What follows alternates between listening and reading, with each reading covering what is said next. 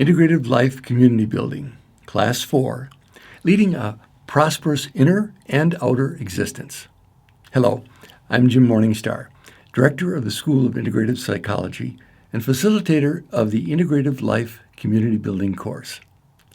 The focus of this fourth class in our series is how to manifest prosperity on all levels of your life by practicing the principles of abundance in saving and investing your life resources, as well as how to build a community of prosperity around you and learn to teach and share it with your world. The third law of wealth is the savings law. The savings law states that if you can save money, you always have more than enough. Your ability to save money demonstrates that you always have more than enough. Here's a savings law affirmation. A part of all I earn is mine to keep. Now, this counters the idea I just get enough to scrape by. You set up prosperity to have money that you earn go into places that you want it to go. And here's how.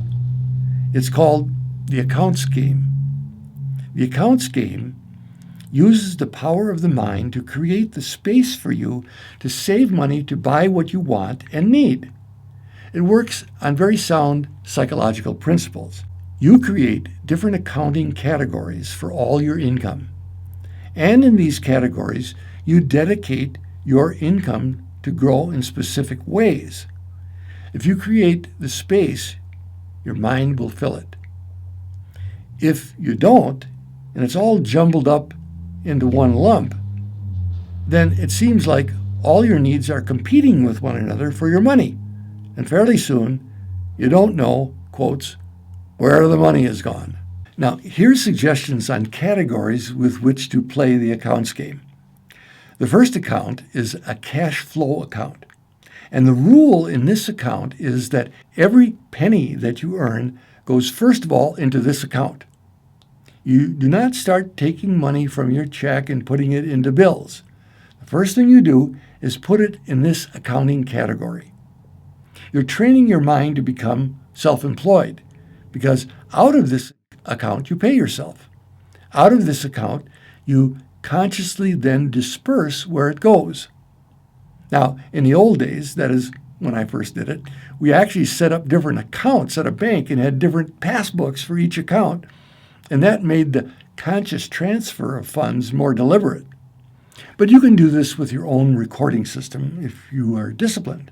A rule we used to have for this account is that the money stays in there for 24 hours to train your consciousness not just to believe that the moment you've got it, it runs through your fingers like water.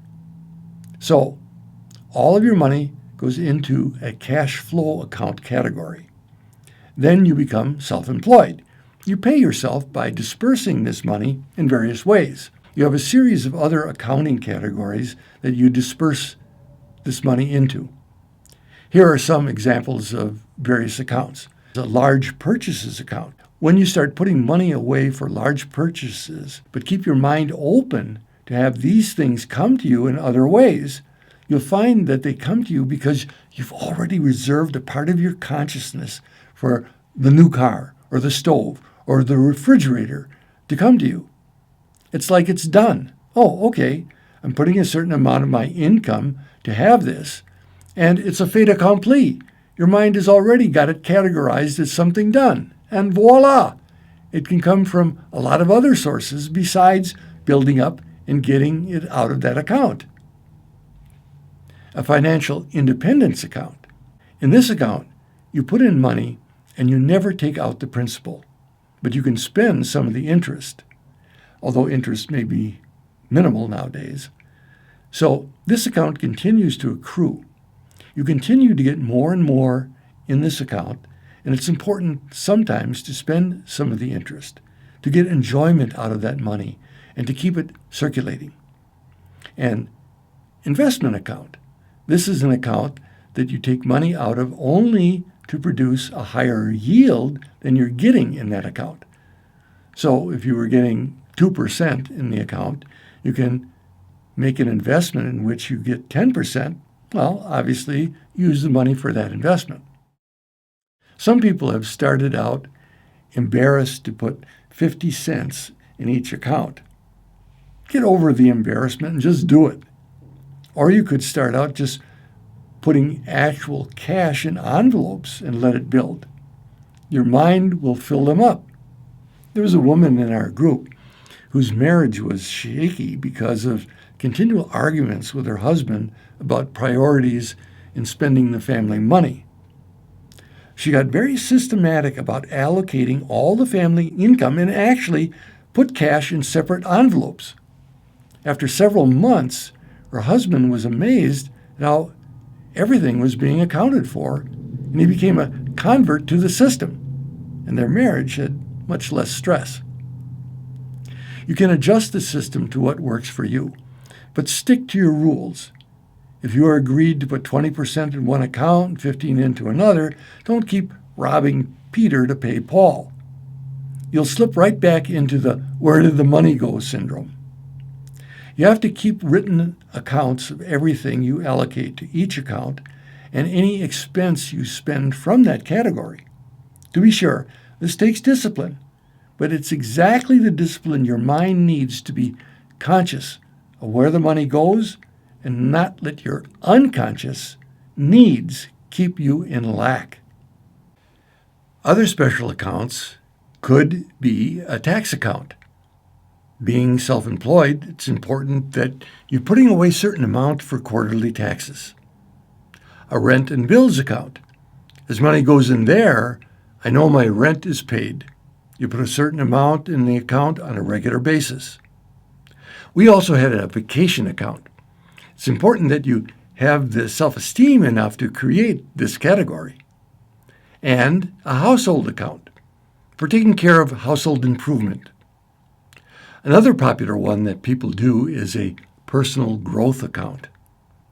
You've got to keep the pump primed, even if you're only putting in $5 a month to start with. The ritual of doing that will start to open your consciousness. It will countermand the personal law that you can't save and that you're just making ends meet. It's important that you take a stand and demonstrate that isn't so. Take Handout 3, the Spending, Savings, and Investing Law, and in Section 2, the Savings Law, A, an area of saving with which I have a challenge is, and B, a game I'm willing to play to help me deal with that challenge is. Complete Section 2 and come back to the video. The fourth law of wealth is the investing law. That is, make money work for you by increasing the capacity for others to earn and spend. So when I invest, what I'm saying to another is, well, for example, I have faith in your idea of starting a freelance nature center. I believe that you're really good at this. I couldn't make that work, but I think you can. And you need some cash to get the business going. I'm going to give you, say, $2,000 in hopes that once you get it rolling, you're going to give back to me $2,000 and a percentage of what you're making. I'm helping you and you're helping me. When I'm doing investments, that's what I'm doing in the world. I'm giving some of my surplus as seed money for other people to put their good ideas out to serve the world. And in so doing, I'm helping others to put their life energy to work and to profit, and in return, I get something for that. A couple of affirmations here. All my investments are profitable, and part of all my profits go into permanent wealth, current expenses, capital, and reserves. There's a man from India who went to a banking school and learned all the principles of banking in England. Then he went back to India. Now, they said that banking just wasn't going to work in such an impoverished area because the only people they'd give loans to were people who would have business ideas that wouldn't be successful, or people that already had something that was working. They also said that no one would have the money to buy products because they were so impoverished. Now, when this fellow looked at the situation. He said, well, these laws really seem to work in the Western countries, but they're not working here. So if I look at a village, who is holding the families together? The women seem to be the stable people in this particular culture. They're the ones that will also raise the kids, that stay, and day after day do the work. They do handicrafts and sell them. And they're keeping this society going. So he started to make small loans to women, who were functionally the heads of households, the heads of families, and saw that in almost all cases were those investments profitable. They were steady, they made their crafts, they sold them, and there was always a return. And so his bank started doing more and more to make loans to a segment of the population that no one else had ever made loans to before. Women doing small businesses, handicraft type of things that were important to the village. This began to grow, and this was going against all of the principles of the banking trade that had been taught. But it was working, and soon this caught on and went from village to village until it became one of the largest banking interests in the country. Now it's gone like wildfire, that they're really seeing that this is working. Successful investing is applying creative thinking to what's really working in your life, in your community, in your world. That insight worked for me when I realized it was time for me to make an investment in myself. Make an investment in doing the work that I really wanted to do in my life. There's another investing system called the little old lady system. Now, the fact is that most of the wealth in the United States is controlled by women. The men die off, women live on and get the wealth, and they manage these finances in a very simple way, which is pretty common sense based, and it works. Where all the high flyer investment people are looking to make a get rich quick on the new next best investment and losing money on every transaction, the little old ladies picked long-term stable investments and let the money work for them. In summation, for the investing law, solid agreements of integrity are what makes investing work. And lastly, I want to emphasize the importance of making an investment in yourself before all other outside sources. It is the investment in yourself that will lead you to investments that produce returns on all levels for you. Take handout 3, Spending, Savings, and Investing Laws. And in section 3, the investing law, A, an area of investing in myself with which I have a challenge is, and B, a game I'm willing to play to help me deal with that challenge is. Complete section 3 and come back to the video. Now, you may feel like you've done some work in this class. We've been playing with a lot of foundational changing ideas and hopefully creating new neural pathways in our brains. This is deep-seated material in our life and goes right to the security chakra. Support yourself with this. Let it sink in and try out some of the games that you intuitively choose to deepen your prosperity. As one or two games produce positive changes, doors will open for you more than you imagined. Let's do a final exercise to bring this all home to you. Take handout 4, Prosperity Invitations, and write, "A way I am now willing to increase my prosperity consciousness is."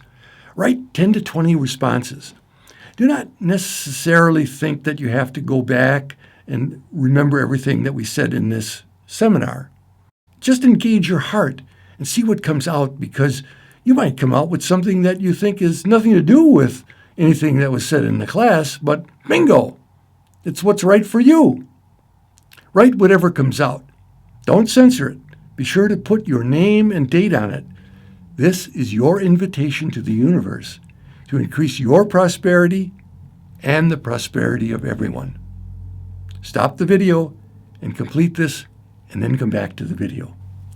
In summation for our prosperity seminar, your financial security comes from, first, your knowledge of yourself with a capital S, and second, your ability to set up sound financial structures in applying the laws of wealth consistently with goodwill, loving intelligence, and joy.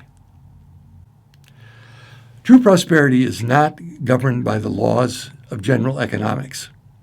Your consciously chosen prosperity does not limit or constrain anyone else's.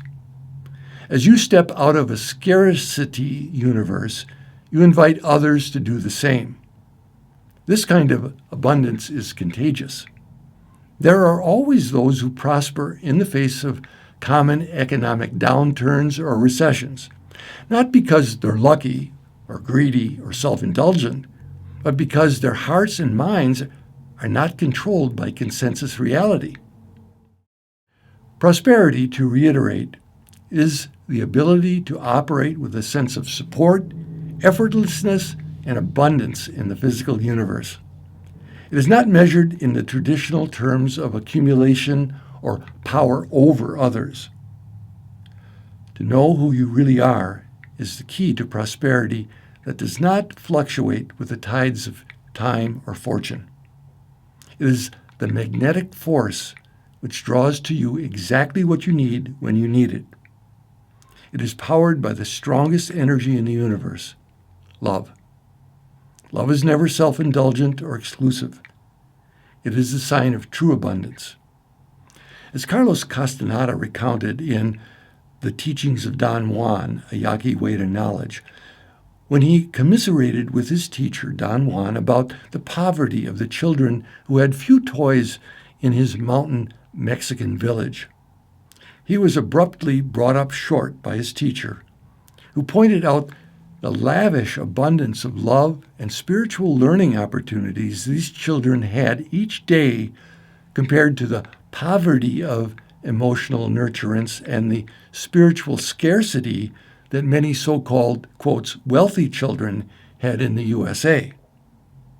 The secret to increasing our prosperity of soul nurturance and spiritual upliftment is, of course, to give it away. In so doing, the universe cannot but return it to us tenfold. This is the cosmic law of wealth, which brings heaven to earth for all who practice it. If we agree to support one another in installing this law in our consciousness till next class, we have created the ultimate win-win-win. You win, I win, and everyone in our world wins. I'm in. Are you? Holding you in my heart as fellow travelers on the road home, I send and receive blessings for our circle and all sentient beings till next class. Blessings in light and love.